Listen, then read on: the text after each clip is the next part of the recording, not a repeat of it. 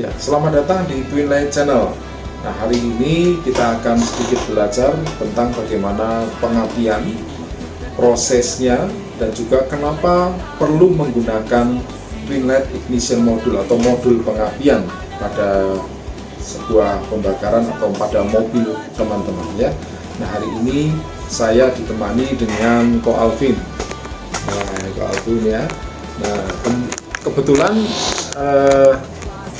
Ko Alvin ingin juga belajar sama dengan teman-teman yang ada di seluruh dunia ya, yang melihat saluran kami. Nah, kita akan sedikit belajar ya. Mari kita mulai saja ya. Semoga pelajaran ini bisa berguna dan bermanfaat. Nah, bagi yang sudah mengerti, bisa tambahkan komentar di kolom bawah ini ya. Siapa tahu penjelasan kami ada yang salah, silahkan. Kalau mau dibetulkan, kami sangat senang sekali ya. Tapi kalau yang baru, silahkan pelajari baik-baik. Dan jika ada pertanyaan, silahkan bisa ditulis di kolom komentar. Oke, kita mulai saja. Hari ini kita akan belajar mulai dari teknik awal ya. Jadi proses bagaimana sebuah mesin bisa berjalan dengan ada 4 siklus. Makanya mesin mobil atau mesin motor yang kita pakai ada 2 tak, ada 4 tak ya kan. Nah, ini kalau terjadinya 4 siklus ini, maka bisa dikatakan kita baru belajar mesin 4 tak, bukan 4 silinder ya, 4 tak. Nah, masing-masing silinder dia akan melakukan prosesnya 4 kali. Masing-masing silinder, misalkan ada silinder 4 silinder, berarti masing-masing silinder melakukan 4 proses ini. Nah, prosesnya apa aja kita akan belajar satu-satu ya. Nah, proses yang pertama ini terjadi proses hisap, di mana piston dari posisi atas dia akan menuju posisi bawah.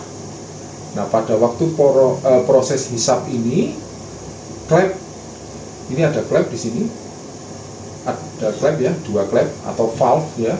Ini klep in dan klep out, klep masuk dan klep buang. Klep masuk itu pada saluran yang berasal dari karbu atau throttle body kalau injeksi ya, itu membawa udara dan bensin. Jadi pada waktu dia menghisap, klep klep in terbuka, kemudian terjadi langkah hisap. Kenapa bisa menghisap? Karena piston dari titik atas ini turun ke bawah, makanya terhisap semua. Udara dan bensin terhisap, masuk melalui klep in. Ini langkah pertama, sampai bawah dia terhisap, campuran udara dan bensin yang masuk. Kemudian langkah kedua, klepnya yang tadinya terbuka ini menutup. Klep in yang tadinya terbuka menutup. Kemudian terjadi langkah kompresi ke atas ya, piston bergerak ke atas. Nah, semua udara dan bensin dikompres ke atas, dipres ke atas. Kenapa bisa dipres? Karena klep semua model tertutup ya, klepnya tidak ada yang terbuka, tidak ada kebocoran sama sekali di sini. Jadi dipres gitu, dimampatkan udaranya ke atas gitu. Nah, langkah ketiga terjadi ledakan. Begitu piston hampir mencapai titik atas.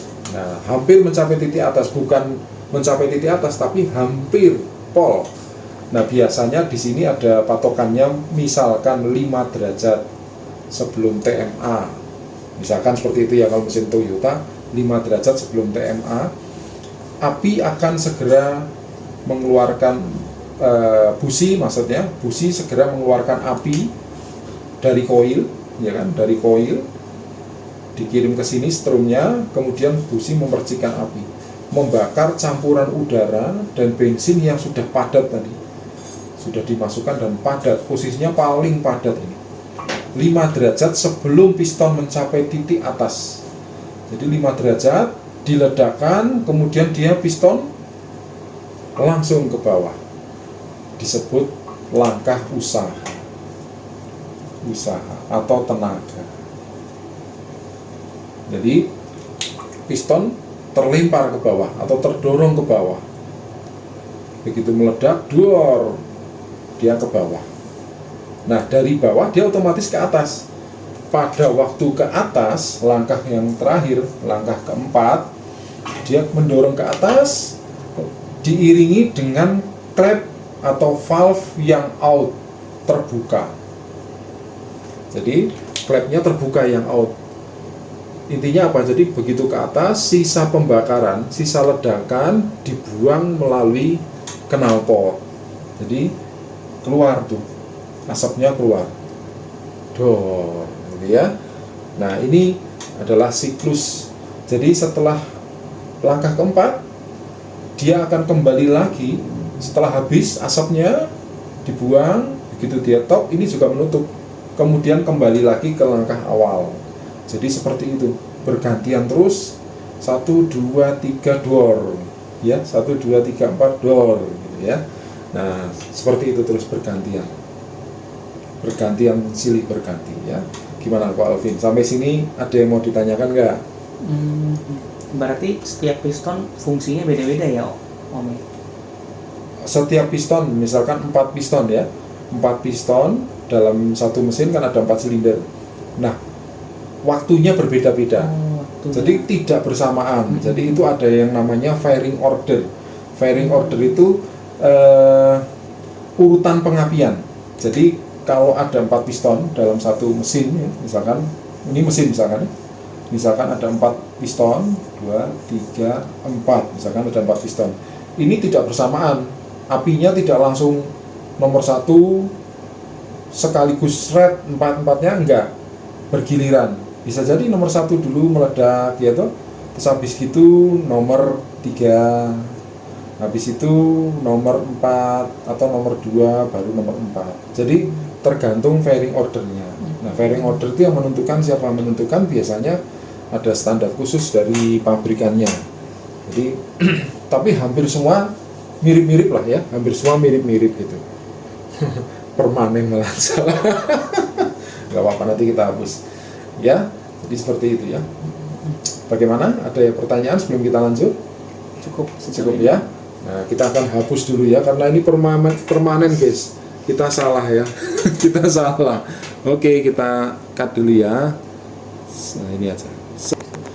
Ya, jadi tadi kita jelaskan ya, apakah ini setiap silinder bekerjanya dengan sama? Ternyata enggak.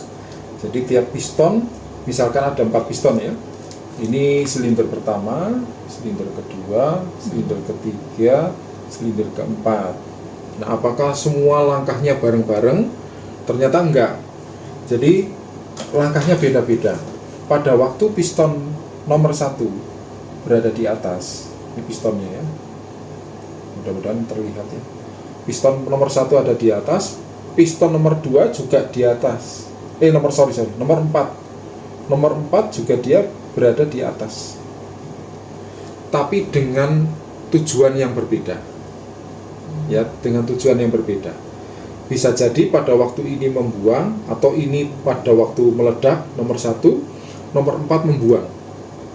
Jadi kebalikannya prosesnya. Demikian pula nomor 2 dan nomor 3.